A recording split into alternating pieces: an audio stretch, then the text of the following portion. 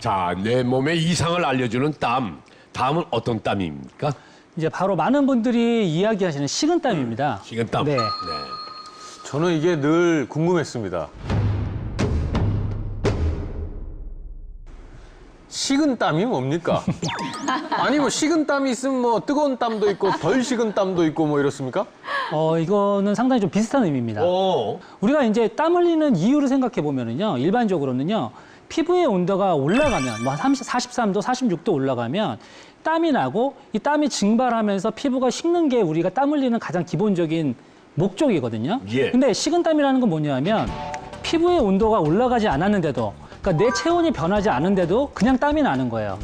왜냐? 바로 스트레스 때문에 그렇습니다.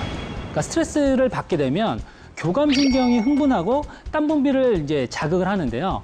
뭐 또는 이제 만성 두통이나 흉통, 그러니까 허리 통증과처럼 이제 만성 통증에 시달리는 사람들도 식은땀을 많이 흘립니다. 왜냐하면 이제 통증 때문에 몸속에서 이제 아드레날린이나 호르몬이 분비가 되면서 이것을 땀샘을 여는 그런 작용을 하기 때문입니다. 네. 그렇다면 서정훈 원장님, 식은땀이 날 땐 이걸 또 어떻게 해야 합니까?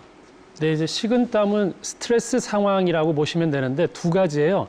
진짜 스트레스 상황이거나 긴장하거나, 두 번째는 우리가 가공식품, 또 우리 밀가루 음식이나 카페인 음료나 이런 거 먹으면 우리 몸은 똑같이 스트레스 상황이 돼요. 예. 따라서 음식으로는 적어도 끊어서는 조절할 수 있잖아요. 스트레스는 받을 수밖에 없다면. 그래서 밀가루 음식이나 카페인이 많이 들어있는 홍차라든가 커피라든가를 너무 자주 먹어서 식은땀이 자주 난다면 사실 교감신경을 좀 억제시키는 방법으로는 그걸 끊어야 되고요. 두 번째는 우리가 심호흡을 하면 부교감신경이 증가되면서 이런 것들을 좀 가라앉힐 수 있거든요. 그래서 왜 우리가 어디 긴장하지 말라 그러면서 심호흡하라 그러잖아요. 네, 예. 그게 교감신경을 억제시키기 위한 방법이니까 그래야 식은땀도 줄어든다라고 이해하시면 좋겠습니다. 예. 그렇다면 이제 땀의 양과 상관없이 좀 냄새가 유난히 나는 경우가 있잖아요. 보통 이런 거를 뭐 노총각 냄새다, 쉰내다 뭐 이렇게 표현을 하는데, 그러면 이렇게 냄새가 나는 땀, 이것도 건강과 관련이 있겠죠? 그렇죠. 이제 건강과 관련된 경우가 있습니다.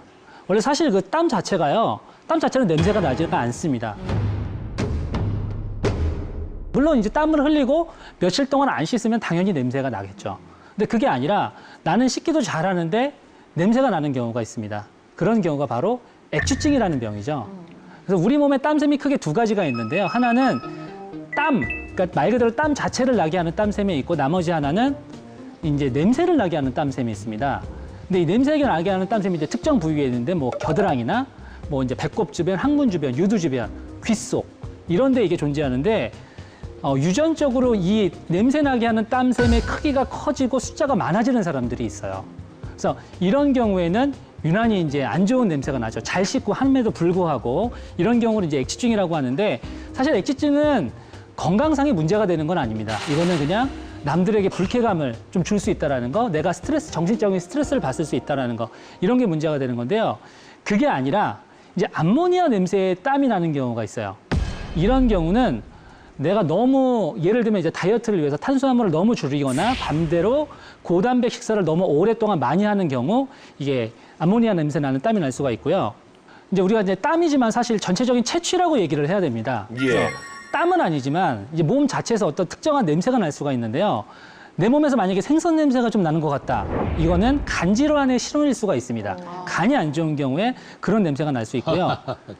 콩팥, 신장이 안 좋아지는 경우도 독특한 냄새가 납니다. 바로 암모니아 냄새가 나는데요. 이게 이제 소변이 배설되지 않으면서 요독증이 생기는 경우에 몸에서 전체적으로 암모니아 냄새가 날 수 있습니다. 근데 왜 보통 이제 노총각 냄새, 호라비 냄새 이런 건 있는데 노처녀 냄새, 과부 냄새 이런 건 없는 것 같아요. 그 남성들한테 땀이 더 많은가요, 그런 것 원래? 같아. 냄새가 더 많이 나요. 예, 그 그러니까 냄새는요.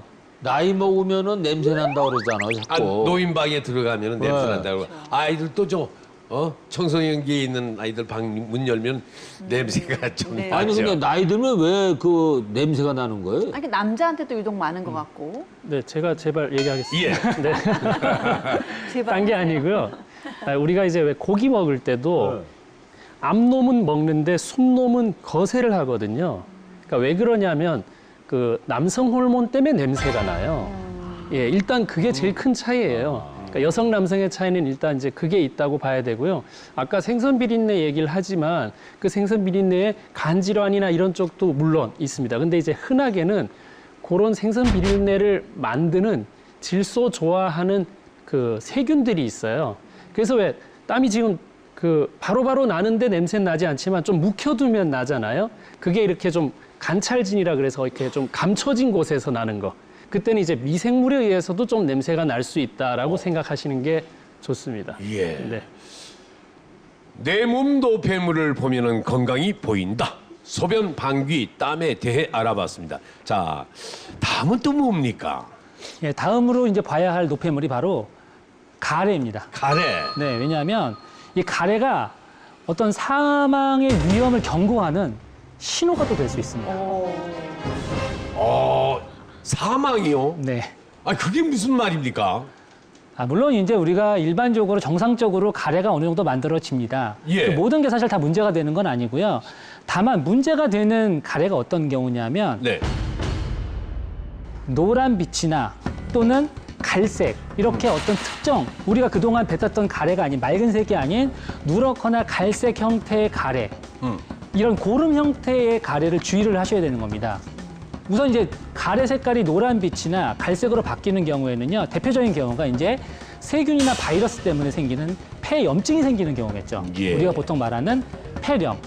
네, 이런 경우가 이제 바뀌는데 간혹 이제 물어보시는 경우가 있어요. 가래를 뱉는 게 좋냐, 아니면 삼켜도 되느냐. 왜냐하면 사실 이제 갑자기 가래가 나왔는데 길거리에서 뱉기도 좀 뭐하고, 그리고 휴지가 없으면 되게 좀 난감한 상황이 생기잖아요. 예. 물어보시는데요. 이게 또 우리 건강을 치명적으로 악화시키는 경우가 있습니다. 어찌했어요? 어떤 경우냐 하면 폐결핵 환자가 만약에 가래를 뱉지 않고 삼키는 경우에 가래 속에 있는 결핵균이 장에 가서 정착을 합니다. 그래서 장에 결핵을 만드는데 이게 바로 장결핵입니다. 그래서 사실은 이 누런색 가래 또는 피가 섞인 가래라든지 가래의 형태가 이전과 바뀌었다라고 하면 수단과 방법을 가리지 않고 뱉어내는 게 가장 이롭고요. 만약에 이제 가래가 누렇게 변하면서 고열이 생기거나 뭐 숨이 차거나 이런 게 동반되면 폐렴의 가능성이 있는데요. 사실 폐렴은 특히나 이제 65세 이상에서 아주 치명적입니다. 전 세계적으로 65세 이상 어르신들의 사망 원인 1위가 바로 폐렴입니다. 근데 폐렴 주사 맞으면 괜찮아요? 이게 이제 좀 잘못된 부분이 있는데요. 이게 이제 폐렴 구균에 의한 폐렴을 예방하는 겁니다.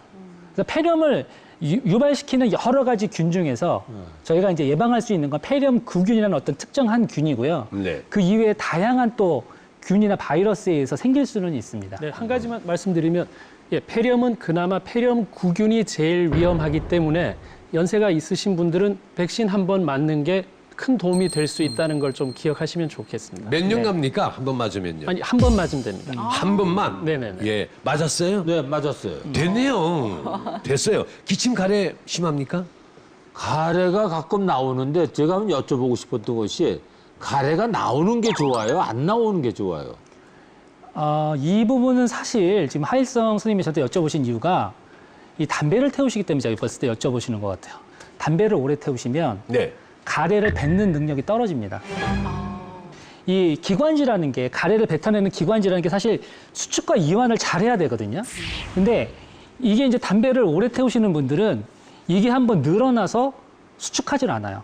그러니까 이게 짜주는 힘이 있어야 이제 가래가 바깥으로 나오는데 가래를 뱉는 능력이 상대적으로 떨어지시게 되는 거죠. 그 가래 뱉는 게 좋다는 뱉는 게 거예요? 좋습니다, 가래는. 지저분하게만 생각했던 소변, 방귀의 땀까지 이 모든 것이 건강 상태를 알려주는 소중한 신호였습니다. 이번에는 반드시 의사를 찾아가야 할 여러 가지 통증에 대해서 알아보겠습니다.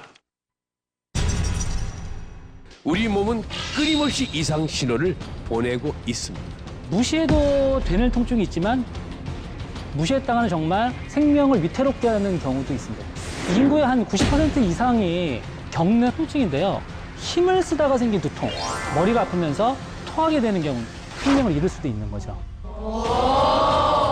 사실 이제 이 비결 또한 엄지의 지망에서 정말 너무나 강조했던 부분인데요. 예. 그리고 또 큰 열풍을 일으켰던 방법입니다.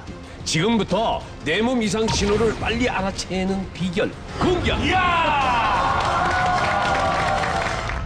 여러분, 머리부터 발끝까지 우리 몸은 끊임없이 신호를 보내고 있었습니다. 맞습니까? 그렇죠. 그 신호만 잘 알아채도 큰 병을 피해갈 수 있습니다. 그런데 왜 그게 잘 안 될까요, 박성주 원장? 이게 참 슬픈 일인데요. 나이가 들수록 내 몸이 말하는 신호에 둔감해지는 경우가 실제로 많이 있습니다. 그래요. 네. 예를 들면요. 젊을 때는요, 예. 자기가 불편한 거라든지 이런 거를 정확하게 표현하고 그거의 말대로 검사를 하면 대부분 맞아요. 그런데 좀 연세가 드신 분들 같은 경우는 문제는 여기 있는데 엉뚱한 증상을 말씀하시는 경우가 있어요. 이게 대표적인 경우가 심근경색이 그렇습니다. 예. 보통 이제 젊을 때 심근경색 환자들은요, 표현을 되게 잘해요. 가슴이 답답하다, 가슴이 불편하다, 뭐 내가 뭐 하다가 그랬다라고 하면 몇 마디만 들으면 아, 심근경색이구나 딱 느낌이 오는데요. 연세가 드신 분들은요, 이상한 표현을 하세요. 뭐라고요?